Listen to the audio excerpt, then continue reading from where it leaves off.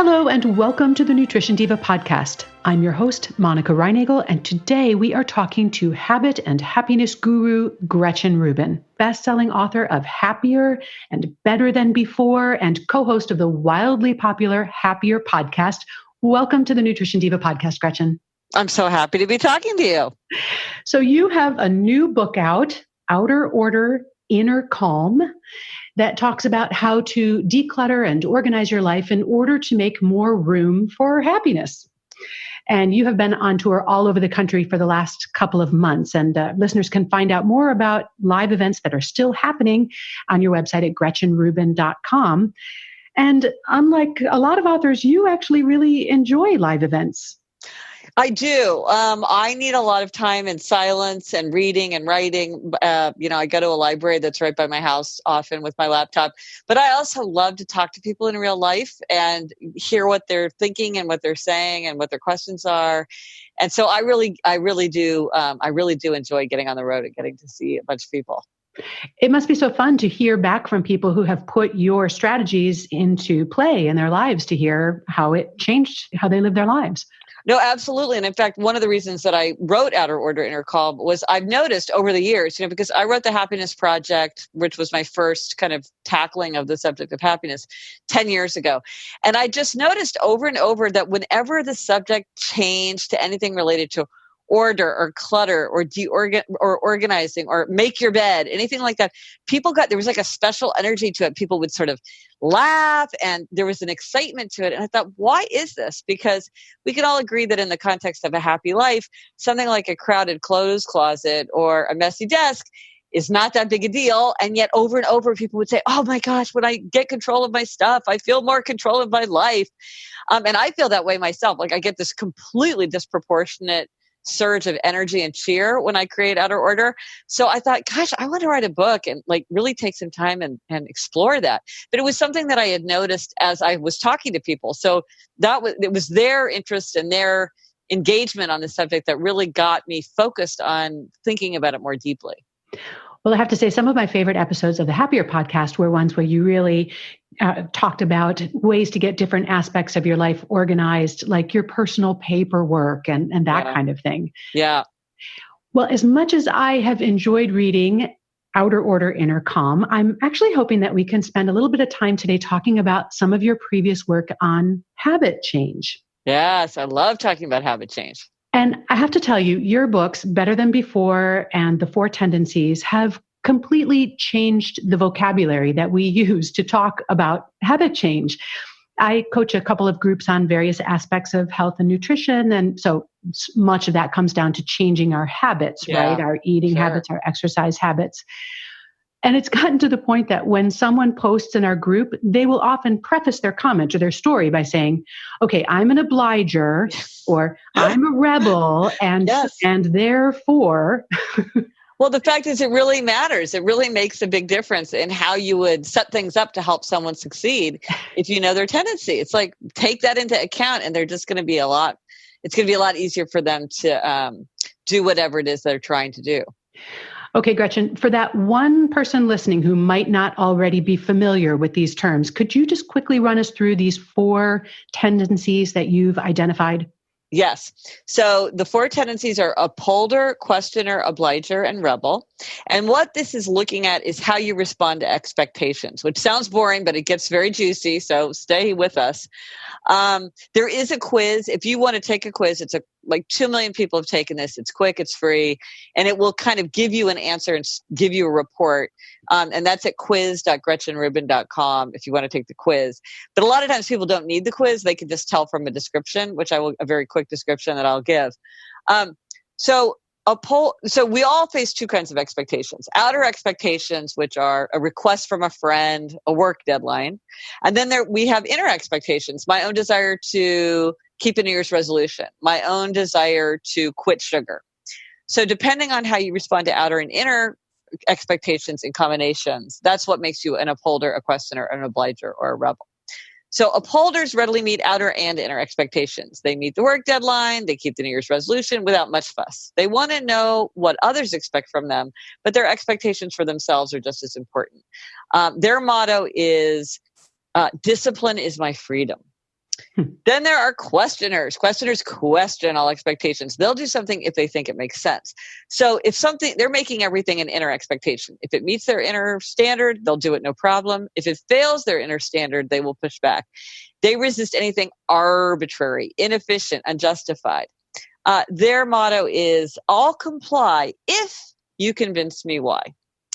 Well, and I've got to fess up. I'm a questioner. You're a questioner. Okay. Well, we'll get back to that. Then obligers readily meet outer expectations, but they struggle to meet inner expectations. And I got my first insight into this tendency when a friend said, the weird thing about me is I know I'm happier when I exercise. And when I was in high school, I was on the track team and I never missed track practice. So why can't I go running now?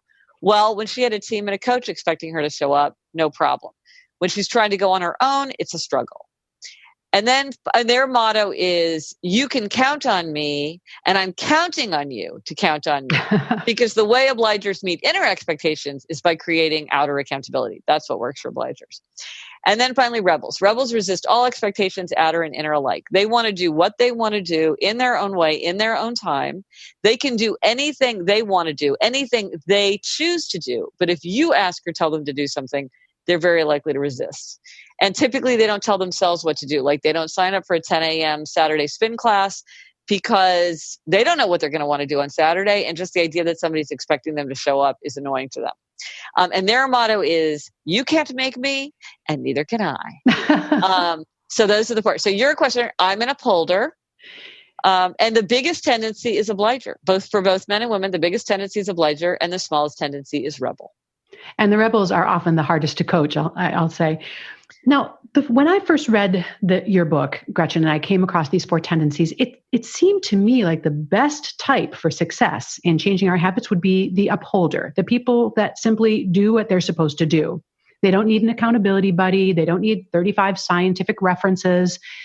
And then on the other hand, maybe the worst thing to be would be a rebel, because whatever you're supposed to do, you're inclined not to do it simply because you're supposed to. But is that really the case? Are upholders inherently more successful at changing their habits, or do each of the types have strengths and weaknesses? Well, absolutely. Each one has strengths and weaknesses, and they can all get there. They can all achieve the same as long as they take their tendency into account. Like for obligers, accountability is crucial. It must be that they have to have outer accountability for inner expectations. Whereas for rebels, that can be counterproductive because they don't want somebody looking over their shoulders. So that could actually make things worse. So it would be very different in how you would set something up. But I think they can all get there. That said, I do think for upholders, that is the kind of thing that comes naturally to them. And part of it is like anybody who creates anything, any curriculum, any app, anything that you do, any system that you do is going to work on some people because anything works on upholders because they're just like, oh, I want to start getting up at 6 a.m. That's easy for them. So I do think that is something that comes naturally. However, upholders, every strength has its weakness. And one of the things that upholders can experience, and maybe you've seen this, is they can have tightening. And this is when the rules get tighter and tighter on upholders. And upholders have to be very wary of this because it's very easy for us upholders to become kind of the mindless bureaucrats of our own paperwork and to feel kind of like so committed to a discipline that we can't step away from it, or it's painful to step away from it, even when it kind of makes sense. This is why upholders often seem rigid to other tendencies. We don't feel rigid. We feel like this is freedom. Discipline is my freedom. That I cannot tell you how true that feels to me. But like I had a friend who his girlfriend was trying to get him to use a budgeting app. And he's like, I can't use that because I know I would get so focused on tracking every single penny that I spend that it would just take up too much bandwidth. Like, I don't want to do something like that because I know it would just like take me to a place I don't want to go. And that's recognizing tightening. So that's a place with habits where upholders kind of have a special challenge that maybe other tendencies don't face as often. Mm. Now, Gretchen, as I say, we've spent a lot of time in my nutrition and lifestyle coaching programs talking about your 4 tendencies, and we have some questions. So yes. You talk a lot about matching your strategies and your tactics to your tendency type.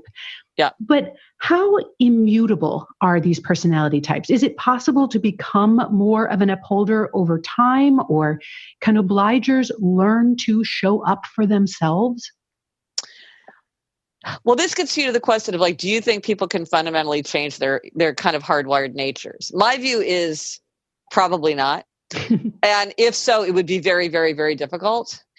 And kind of implicit in that question is an idea that obligers should not be obligers and they should sort of evolve into upholders. And I just reject that premise. All of the tendencies include people who are wildly successful and also big losers. They all have strengths and weaknesses. And so to me, it's not like you need to change yourself. There's nothing wrong with you. Like obliger is the biggest tendency. It's like you're in excellent company. It's just like, but what you want to do is you want to get where you're trying to go. Let's figure out how to get you where you're trying to go. You don't need to change your inborn nature. That's hard, if maybe impossible, but we can get you out of accountability and you will get there in a flash. You want to read more? Join a book group. That's done. Like, why do we have to, it's like, if you want to work out more, work out with a trainer, pay for a class, take your dog for a run because your dog is going to tear up the furniture if she doesn't get her exercise. Go with a friend who's going to be annoyed if you don't show up. Think of your duty to be a role model for other people. Think of your duty to your future self. There's a million ways to create outer accountability once you realize that's what you need. And like, why not have outer accountability? Sometimes obligers think it seems kind of weak. Like, who cares? There's nothing wrong with you. Like, just build it in. And a lot of obligers don't even realize how successfully they build in all kinds of outer accountability. They're not even aware of it because it's just so seamlessly integrated into their lives. And so I don't think that one is better than the other. I don't think that we need to change. And I think basically, except for very exceptional circumstances, I think people fit very squarely within one tendency, and that is part of their inborn nature. It doesn't change over time. They're not one at work and one at home. It doesn't depend on birth order or generation or anything like that. Now, each tendency overlaps with two tendencies. So like, you're a questioner. Well, questioners overlap with upholders because they both readily meet inner expectations. And questioners also overlap with rebel because they both resist outer expectations. So some questioners are like my husband, and he tips more to upholder. But some questioners are like Steve Jobs, and they're questioners who tip to rebel. And so there are shadings within the tendencies. Like, not all people who are in the same tendency kind of look alike. And it also depends on your values and your interests. Like, there's a lot of things that make us who we are. A rebel who is a very considerate person and very ambitious is going to look very different from a rebel who doesn't care very much about other people and doesn't care about work. They're going to look very different. But if you said, do this, they would say, you can't make me. Because that's what it is to be a rebel. Even though they would kind of present very differently, they would still have that same rebel strain in them.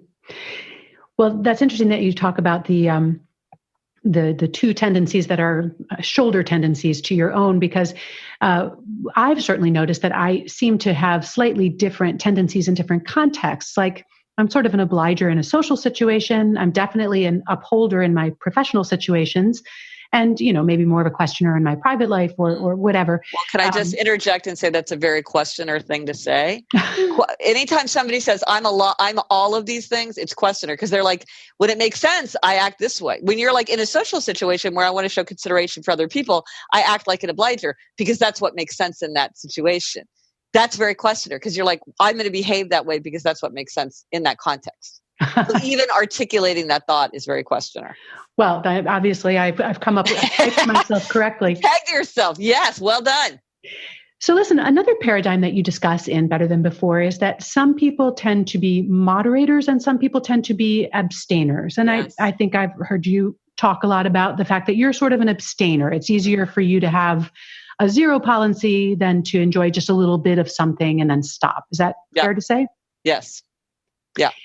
And is that another thing that you're either one or the other, or can people have some indulgences that they are able to be moderate about and others where they have to be more of an abstainer? Or well, the abstainer moderator distinction really applies to strong temptation. So we can all be moderate with things that don't tempt us that much. So like, I'm a moderator when it comes to wine, because I don't really care about wine. I can have half a glass of wine. I can have 3 sips of wine and leave the rest in the glass because I don't really care about wine. Whereas a friend of mine is like, I can have no wine or I can have 4 glasses of wine. Like, there's no one glass of wine for me.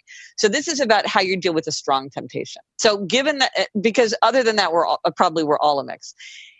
So then you look at what is your strong temptation. So for me, it's sweets. For other people, it might be chips, or, my sister's kryptonite was French fries, or, or pizza, whatever it might be for you, or wine. People have a lot of strong temptations. Yeah, so for abstainers, it's just easier to have none. And this is hard for people to accept because it sounds harder. It sounds more demanding. It sounds like it would take more self-control.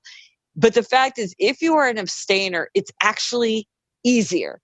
And I always say to people, if moderation is not working for you, if you just can't have one cookie, if you can't have half a dish of ice cream, if you can't have one square of fine chocolate, try having none, because you might find that it's much easier.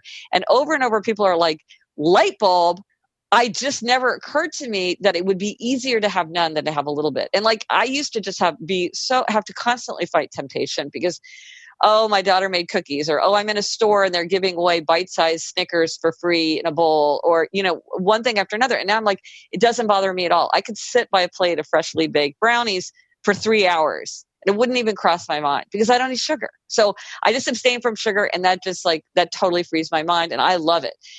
Now, there are moderators, and they get kind of panicky and rebellious if they're told they can never have something. So they do better when they have a little bit, or they have it sometimes. They're going to have a few French fries. They're going to have one square of fine chocolate every day or two. And that kind of satisfies them. But if they have none, then that makes them feel bad. And so I think a lot of times people say things like, well, you should learn to be moderate. You should follow the 80-20 rule. It's not healthy to demonize certain food. And I'm like, who says? Because that sounds like you're a moderator, and that works for moderators. But for an abstainer like me, it's just easier. Like I just do better. I feel better when I give things up all together. It's just, that's what's easier.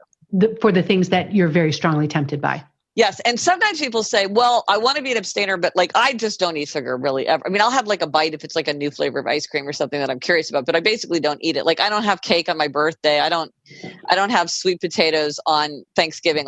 Because for me, I just sort of enjoy it. It's kind of a hobby for me, I have to say. I like being very hardcore about it. But most people don't want to be that. And they say to me, well, how can I be an abstainer? And yet I do want to have cake on my birthday. And I do want to have pumpkin pie on Thanksgiving. Like, what do I do? How can I hold on to the abstaining, but then also from time to time have these pleasures in my life? So the thing to remember is you're the grown-up. You can do what you want. You make the rules for yourself. And what works really well for abstainers is planned exceptions. Mm-hmm. Because what is disturbing to us is when we don't keep our promises to ourselves. When we say, I'm going to eat really, really healthfully. And then you get to the restaurant and you're like, oh my gosh, they're having a special on my favorite dessert, tiramisu. Life's too short. I have to live a little. How can you not? Blah, blah, blah, blah, blah.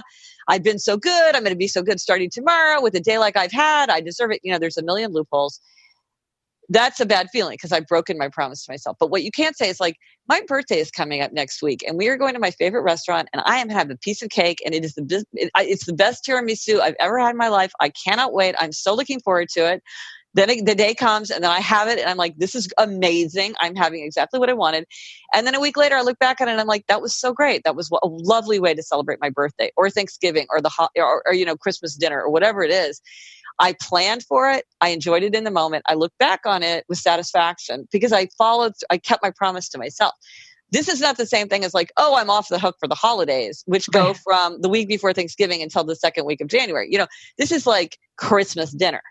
My father, so I'm basically a very, very low carb person. And my father, after I switched, he switched too. And his exception is very funny. He has the grandchild exception, which is if there's a grandchild on the premises, he will go get the frozen custard. He will eat the chocolate chip cookies that we baked. He will make his special Swedish pancakes and he enjoys them. But this is also a planned limited exception. He's not with his grandchildren all that often. And even with a grandchild, like how many sweets are you going to let your grandchild eat? They're not going to have it morning, noon, and night, And so it's a way for him to enter into the spirit of the moment in a way that's very appropriate. But most of the time, what we do most days matters more than what we do once in a while. Most days, there's not a grandchild. Most days, he doesn't eat these things. But then when there's a grandchild there, that's the exception. And so there are ways to have exceptions if you want them, because most abstainers don't want to abstain 100%, but for on a day-to-day, it's just easier. Yeah.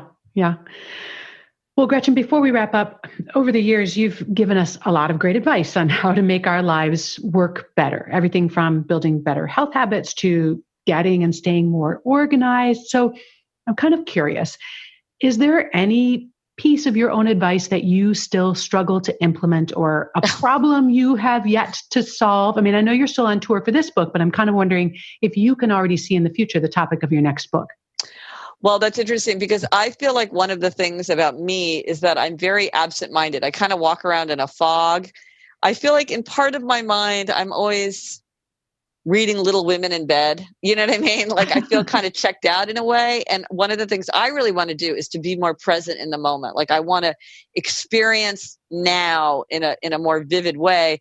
And I'm thinking that I will write a book about the senses. Because for me, it's very helpful to like I went through this whole obsession with color and wrote this strange little book, My Color Pilgrimage, which I need to figure out what to do with. I went through this huge period, which I'm still like fascinated by the sense of smell. Like I love the sense of smell. I love perfume. I love smells.